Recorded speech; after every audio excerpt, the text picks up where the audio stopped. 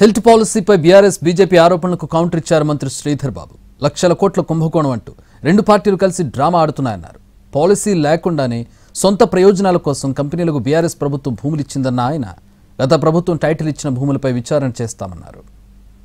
పార్కులకు సంబంధించి lease lands కు సంబంధించిన వ్యవహారంలో ఫ్రీ హోల్డ్ చేసిన నిర్ణయం ఆ రోజు 2022లో ఆ రోజు బీజేపీ పార్టీ వారు ఒక్క మాట మాట్లాడలేదు. ఇప్పుడు ఓ పక్కన టీఆర్ఎస్ బీజేపీ ఇద్దరు మాట్లాడుకొని ఎట్టి పరిస్థితుల్లో ప్రభుత్వం తీసుకొస్తున్న మంచి పాలసీలను ఎట్టి పరిస్థితుల్లో అడ్డుకోవాలని ఇద్దరు కలిసి ఈరోజు ఆడుతా ఉన్న నాటకం ఇది. పాలసీ లేకుండా నిర్ణయం తీసుకున్నారు.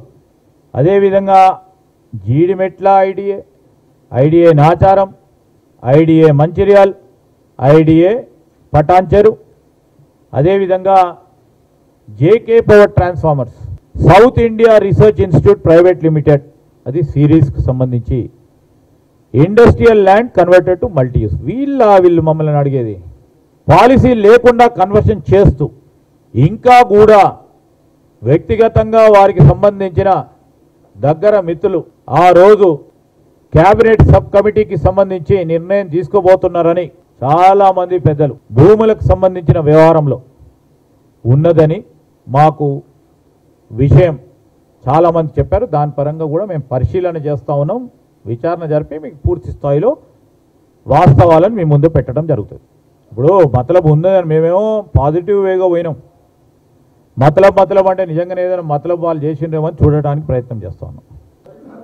అంటే లేఖ రాయడానికి ఎవరికైనా స్వేచ్ఛ ఉంది.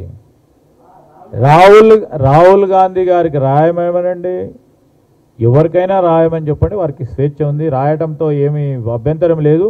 ఈరోజు రాహుల్ గాంధీ గారు ముఖ్యమంత్రి రేవంత్ రెడ్డి గారి నేతృత్వంలో ప్రజా సంక్షేమం గురించి నిర్ణయాలు తీసుకుంటారని వారి గట్టి నమ్మకంతో, అదే విధమైన ఆలోచనతో వారి సంబంధించి వారి గట్టి నమ్మకం ఉంటుంది. ఆ నమ్మకంతో పోతాం.